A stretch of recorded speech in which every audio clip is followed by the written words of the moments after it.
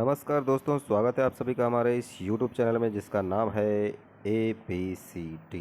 नाम भूल गया मैं, शायद सूर्यवंशम की अक्षय कुमार वाली बीमारी हो गई है मुझे। खैर, इम्पोर्टेंट वो नहीं है। इम्पोर्टेंट ये है कि ये डिफेंस स्टडीज़ से नेट जेआरएफ की तैयारी करने वालों के लिए वीडियो है, जिसमें 25 क्वेश्चन हैं डिफेंस स्टडीज़ से, जो बहुत महत्वपूर्ण है। ठीक है, आप लोग के एग्ज़ाम पर्सपेक्टिव से बहुत महत्वपूर्ण है। इसे ध्यान से पढ़िएगा। और प्रीवियस ईयर दिसंबर 2022 का फर्स्ट और सेकंड दोनों पेपर का सॉल्यूशन लेकर आने वाला हूं, और 2015-16 से लगभग सारे प्रीवियस ईयर कराने की विचार कर रहा हूं। ठीक है, बस थोड़ी सी टाइम लगता है ये टाइपिंग करने में, तो उसके लिए खेद है। बाकी आता रहेगा आप वीडियो। ठीक है, तो शुरू करते हैं। बहुत महत्वपूर्ण ये प्रश्न है। ठीक है, जो लोग नए होंगे चैनल पर वो चैनल सब्सक्राइब कर लीजिएगा, बेल आइकन प्रेस कर लीजिएगा, और एक आध दो जगह शेयर कर दिया कीजिए। ठीक है, पहला क्वेश्चन है, मध्यस्थता से सुरक्षा और सुरक्षा से निशस्त्रीकरण का मार्ग ढूंढा गया, यह किसने कहा है? ठीक है, मध्यस्थता से सुरक्षा और सुरक्षा से निशस्त्रीकरण का मार्ग ढूंढा गया है। सिप्री, सुमैन, लिटिनो या फिर मदेरियाना, ये किसका कथन है? ठीक है, आंसर दीजिए आप लोग। ये दूसरा सही है। ठीक है, दूसरा सही है। Just a minute. हाँ, दूसरा सही है। ठीक है, सुमन सही है। नेक्स्ट क्वेश्चन देखते हैं। बोरिस येल्तसिन ने किस संधि को शताब्दी की संधि कही? बोरिस येल्तसिन ने किस संधि को शताब्दी की संधि कहा है? स्टार्ट 1, स्टार्ट 2, साल्ट 1 या फिर INF ट्रीटी? आंसर दीजिए। इसका दूसरा सही हो जाएगा, स्टार्ट 2। ठीक है, नेक्स्ट क्वेश्चन देखते हैं। आसियान चार्टर अस्तित्व में कब आया? आसियान चार्टर अस्तित्व में कब आया? आसियान 1967 में बना था। आसियान चार्टर कब आया? 2006 में, 2008 में, 2007 में या फिर 1996 में?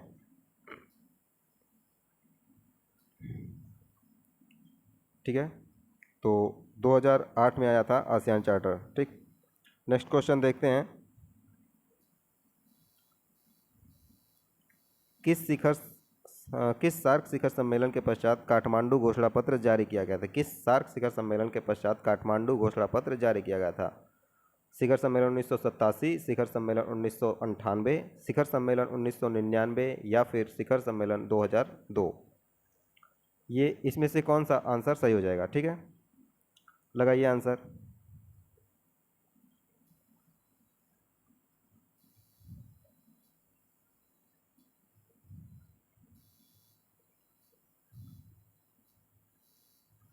शिखर सम्मेलन 2002। ठीक है, काठमांडू घोषणा पत्र जारी किया गया था शिखर सम्मेलन 2002 के बाद। ठीक है, नेक्स्ट क्वेश्चन देखते हैं। किसने कहा है कि इन हथियारों को नष्ट करना ही होगा वरना यह हमें नष्ट कर देंगे? आइजनहावर, कैनेडी, जॉर्ज बुश या फिर बराक ओबामा? पांचवा का बी हो जाएगा, कैनेडी। ठीक है, नेक्स्ट क्वेश्चन देखते हैं। किसने कहा है कि सभ्यताओं पर आधारित विश्व व्यवस्था का उदय हो रहा है? सभ्यताओं पर आधारित विश्व व्यवस्था का उदय हो रहा है। किसिंजर, हंटिंगटन, मनमोहन सिंह होना चाहिए, टाइपिंग मिस्टेक हुआ है, और जिंताओ। छठवां का हंटिंगटन हो जाएगा, हंटिंगटन। ठीक है, बी हो जाएगा सही। ठीक है, बी सही हो जाएगा। नेक्स्ट क्वेश्चन देखते हैं।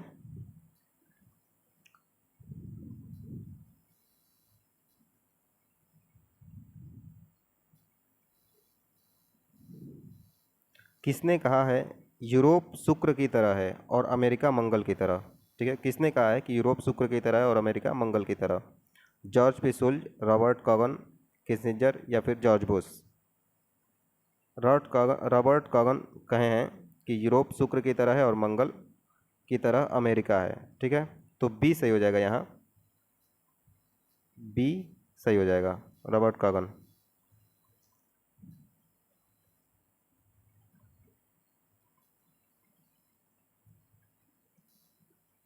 नेक्स्ट क्वेश्चन देखते हैं। फ्लाइंग बीज किससे जुड़ा हुआ है? फ्लाइंग बीज किससे जुड़ा हुआ है? सार्क से, आसियान से, नाटो से, फिर यूएनओ से? ये प्रीवियस ईयर क्वेश्चन है। कौन सा ऑप्शन सही हो जाएगा? तो इसका आसियान सही हो जाएगा। आसियान से फ्लाइंग बीज शब्द जुड़ा हुआ है, क्योंकि आसियान एक बहुत तेज़ी से बढ़ती हुई अर्थव्यवस्था के रूप में इसे देखा गया, तो इसलिए इसे फ्लाइंग बीज कहा गया। नेक्स्ट क्वेश्चन देखते हैं। किसने कहा है कि भारत प्राचीन काल से राजनीतिक चिंतन की दृष्टि से मरुभूमि है? रामास्वामी, अर्नेस्ट बार्कर, चाणक्य या फिर मेगास्थनीज? अर्नेस्ट बार्कर सही हो जाएंगे इसके आंसर, ठीक है। अर्नेस्ट बार्कर सही हो जाएंगे, दूसरा सही हो जाएगा बी, ठीक है। देखते हैं अगला। Backstop agreement, backstop agreement in the context of, ठीक है, बैकस्टॉप एग्रीमेंट किसके कॉन्टेक्स्ट में सही है? ठीक है, ऑप्शन है टीपीपी, दूसरा है आरसीईपी, तीसरा है ब्रेग्जिट और चौथा है MERCOSUR। ऑप्शन सही लगाइए, ठीक। 10वां का सी हो जाएगा, ब्रेग्जिट, ठीक है। बैकस्टॉप एग्रीमेंट ब्रेग्जिट से संबंधित है। नेक्स्ट है Boyoma falls are a system of waterfalls that hold the record as the largest waterfall by volume of annual flow rate.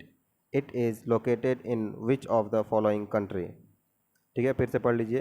बोयामा falls are a system of waterfalls that hold the record as the largest waterfall by volume of annual flow rate. It is located in which of the following country? Tanzania, Democratic Republic of Congo, Uganda या फिर Nigeria? ठीक है, 11वां है, 11वां का A, B, C और D option सही लगाइए। इसका आंसर हो जाएगा Congo, democratic Republic of Congo, ठीक है। तो सीधा सीधा समझिए कि बोयामा फॉल्स कांगो में है, ठीक है। नेक्स्ट क्वेश्चन देखते हैं। Who wrote who wrote war as an instrument of national policy? War as an instrument of national policy किसने लिखा है? डोरोथी ने, J.T. शॉटवेल ने, पर्किंस ने या फिर S. जयशंकर ने? ऑप्शन बी सही हो जाएगा इसका। J.T. शॉटवेल ने लिखा है war as an instrument of national policy, ठीक है। War as an instrument of national policy लिखा है J.T. शॉटवेल ने, ठीक है। नेक्स्ट क्वेश्चन देखते हैं। संरचनात्मक हिंसा का सिद्धांत किसने दिया? ये भी प्रीवियस ईयर है और बहुत महत्वपूर्ण क्वेश्चन है, कई बार पूछा जा चुका है। संरचनात्मक हिंसा का सिद्धांत किसने दिया था? जे गलतुंग, सेलिंग, चाणक्य या फिर कांट? इसका आंसर तो एक बार में तुरंत दे देंगे आप लोग।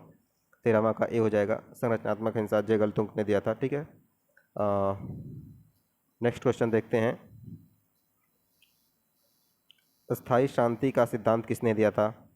ये भी प्रीवियस ईयर है, जे गलतुंग, इमैनुअल कांट, ट्राटस्की या फिर ये सभी? 14वां का बी से हो जाएगा, इमैनुअल कांट, ठीक है। स्थायी शांति की अवधारणा इमैनुअल कांट ने दिया था, ठीक है। नेक्स्ट क्वेश्चन देखते हैं। हिंसा का राजन्याय का सिद्धांत किसने दिया था? ये भी प्रीवियस ईयर से है। हिंसा का राजन्याय का सिद्धांत किसने दिया था? 15वां का ए हो जाएगा, थॉमस सेलिंग ने, ठीक है। थॉमस सेलिंग ने हिंसा का राजन्याय सिद्धांत दिया था। नेक्स्ट क्वेश्चन, थॉमस सेलिंग ने दिया था। नेक्स्ट क्वेश्चन देखते हैं। स्थायी क्रांति का सिद्धांत किसने दिया था? गलतुंग, ट्राटस्की, कांट या फिर चाणक्य? ट्राटस्की ने दिया था, ये भी प्रीवियस ईयर है, ठीक है। बी सही हो जाएगा इसका, ट्राटस्की ने दिया था स्थायी क्रांति का सिद्धांत, ठीक है, ट्राटस्की ने दिया था। नेक्स्ट क्वेश्चन देखते हैं। Theory of palm and five finger, ये भी प्रीवियस ईयर क्वेश्चन है। Theory of palm and five finger ये किसने दिया है, ये थियरी किसने दिया है, ठीक है, कौटिल्य, माओ, स्टालिन या फिर रूजवेल्ट। ये बहुत महत्वपूर्ण क्वेश्चन है और पिछले साल आया हुआ है। पिछले 3-4 साल के पेपर उठा कर देंगे तो एक बार आया हुआ है, मे भी 2019 में आया था। 17वां का बी हो जाएगा माओ, ठीक है, माओ ने दिया है। नेक्स्ट क्वेश्चन देखते हैं, 17वां का बी सही हो जाएगा।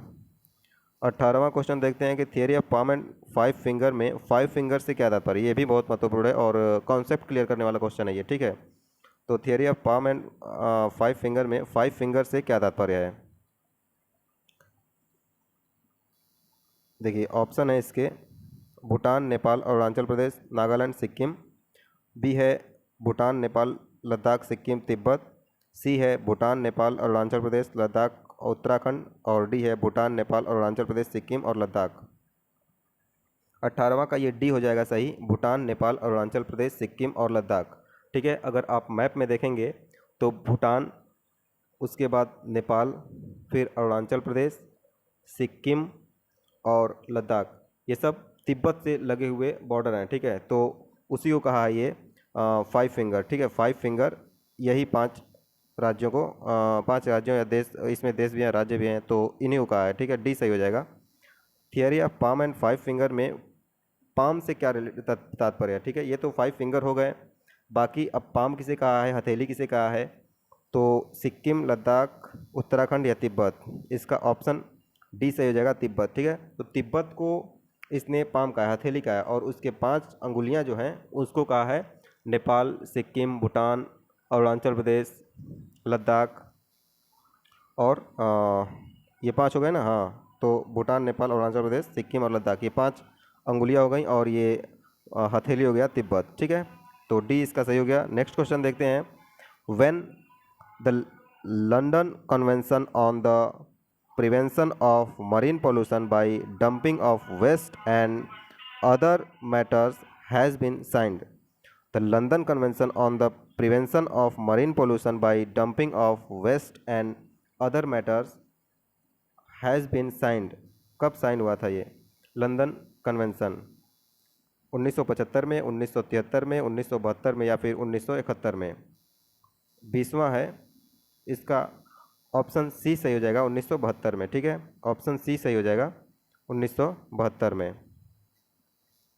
नेक्स्ट क्वेश्चन देखते हैं, शांतिपूर्ण नाकाबंदी शब्द संयुक्त राष्ट्र के किस अध्याय और अनुच्छेद में प्रयोग किया गया है। शांतिपूर्ण नाकाबंदी, ये जो शब्द है शांतिपूर्ण नाकाबंदी, ये संयुक्त राष्ट्र चार्टर के किस अध्याय और अनुच्छेद में प्रयोग किया गया है। ऑप्शन है अध्याय 6 के अनुच्छेद 42 में, अध्याय 6 के अनुच्छेद 38 में, अध्याय 7 के अनुच्छेद 42 में या फिर अध्याय 7 के अनुच्छेद 38 में। ऐसे क्वेश्चन आते हैं, ठीक है, ऐसे टिपिकल क्वेश्चन आते हैं। और यहाँ अगर आपका कॉन्सेप्ट क्लियर नहीं होगा, अगर आप पढ़े नहीं हैं बुक, तो इसका आंसर दे पाना आपके लिए आकाशदीप के समान होगा, ठीक है। तो इसलिए आपको बुक पढ़नी पड़ेगी, अगर ऐसे क्वेश्चंस का आंसर देना है तो बुक पढ़ना बहुत ज़रूरी है। 21वां का सी सही हो जाएगा, अध्याय 7 के अनुच्छेद 42 में।